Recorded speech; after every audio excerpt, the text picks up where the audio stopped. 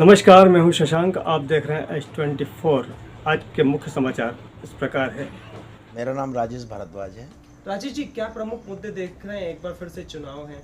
अब जब से मेरे ख्याल से नामांकन भरा है, जब से चुनाव प्रचार में मैं दीदी के साथ ही हूँ, नीतू वर्मा जी के साथ, और मैंने पूरा सर्वधर्म से लगा के जो वार्ड 82 की जितने मुख्य कॉलोनी हैं सभी जगह भ्रमण किया है, सभी मतदाताओं से और जितने भी रहवासी हैं उनसे सभी से मैंने बात की।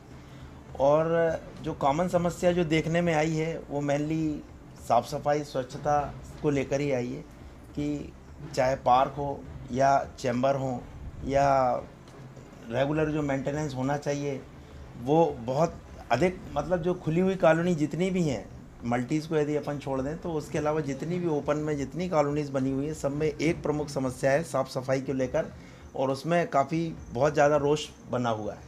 और जो पूर्व पार्षद हैं जो भी, और रहवासियों के बीच में गैप इतना ज़्यादा है उनके संपर्क में कि वो मेरे ख्याल से उनके पास कोई फीडबैक भी नहीं है पब्लिक का कि एक्चुअली की प्रॉब्लम है क्या जिसको हम सॉल्व करें, और कोई प्रॉब्लम जैसे बता भी देता है तो उसको सॉल्व करने का भी कोई उनके पास सॉल्यूशन नहीं है।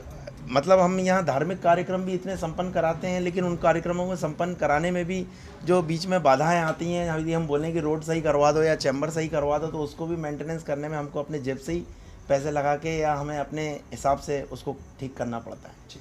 पार्क हमारे वार्ड में समस्याएं तो बहुत हैं। प्रत्याशी आते हैं, वोट लेके चले जाते हैं, लेकिन काम के नाम पे ज़ीरो काम हुआ है। बहुत कम 10% काम हुआ होगा इधर, उससे ज़्यादा नहीं हुआ है। और पीने का पानी जो आता है एकदम गंदा आता है, वो हम उसको डायरेक्ट नहीं पी सकते, फिल्टर करके ही पीना पड़ता है। और भी बहुत सारी हैं जो मैडम एक बार बता चुकी हैं, सीवेज की प्रॉब्लम, रोड की, लाइट की, बस यही मूलभूत। इतना पानी आता है। आधे वार्ड क्रमांक 82 में कई प्रकार की समस्याएं हैं। कुछ पॉश कॉलोनियां हैं, कुछ स्लम एरिया भी है। यहाँ पर हम मौजूद हैं इस वक्त आम आदमी पार्टी के प्रत्याशी के साथ में, हमसे जुड़ चुकी हैं और यहाँ कुछ रहवासी भी यहाँ पर उपस्थित है। हम सीधी चर्चा करेंगे यहाँ के जो प्रत्याशी हैं उनसे, आखिर कौन से ऐसे मुद्दे जिनको लेके वो चुनावी मैदान में है। जी नीतू जी, किस प्रकार से देख रहे हैं चुनाव को और क्या प्रमुख मुद्दे होंगे? सर, प्रमुख मुद्दे तो यहाँ की जो मूलभूत जो सेवाएं दी गई हैं वो पूरी नहीं होती हैं, जो एक वार्ड स्तर पर होनी चाहिए। जैसे कि यहाँ सड़कें तो हैं, पर यहाँ जो साइड में सीवेज खुले हैं वो खुले ही रहते हैं। लाइटें हैं, प्रॉपर हैं। अभी लाइटें हमारे यहाँ तो लगभग 4 दिन पहले ही, अभी जो आचार संहिता लगने वाली थी उससे पूर्व भी लगी गई हैं, और अभी आप देख सकते थे हमारे यहाँ तो अंधेरा ही, और ये हमने पर्सनल लाइट लगा रखी है।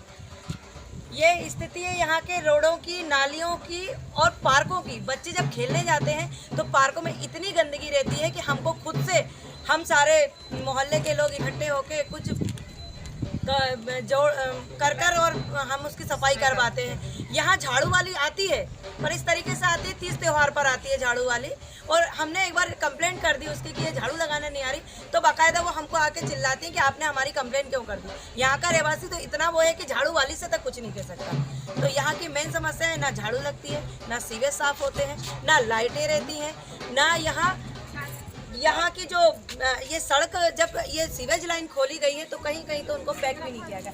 सीवेज यहाँ जोड़े गए हैं, बट हमारी लाइन में तो वो भी नहीं हुए हैं। कहीं ना कहीं आगे जाके वही सीवेज जाके भर जाते हैं, उसमें से स्मेल आती है।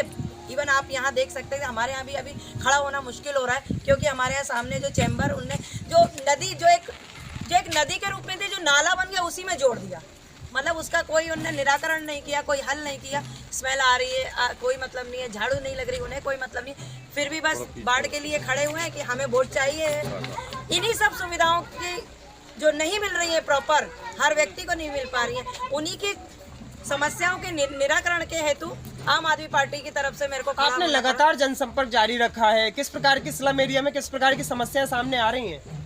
स्लम्स एरियाओं में तो सर जाके अगर देखें तो उनका यहाँ खड़े होना मुश्किल हो रहा है।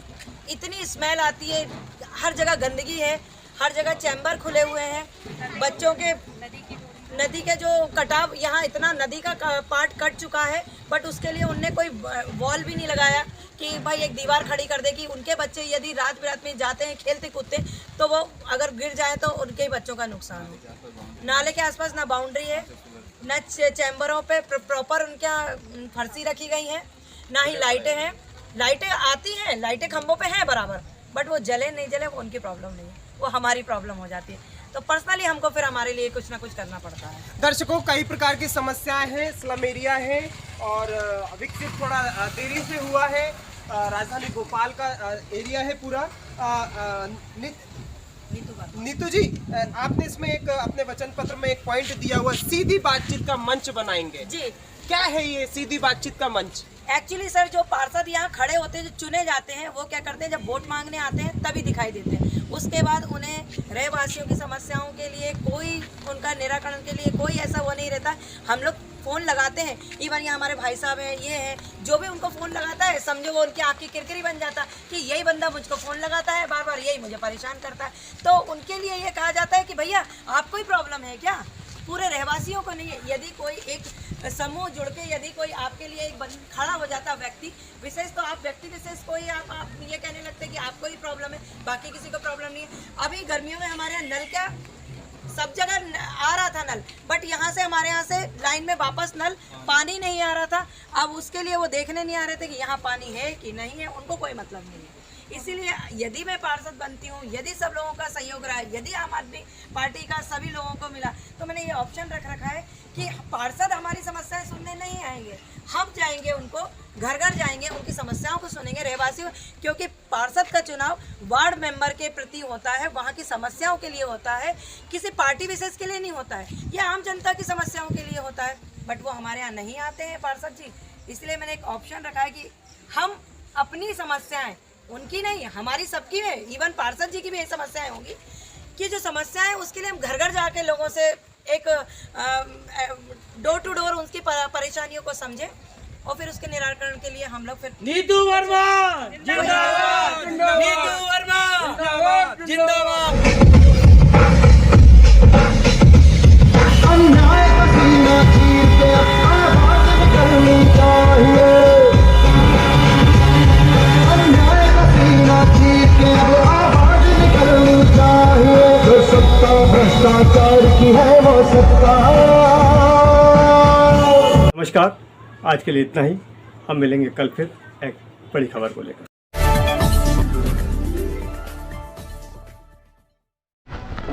पैसा बहुत मुश्किल से कमाया जाता है, अपनी मेहनत की कमाई को कोई यूं ही बर्बाद नहीं करता।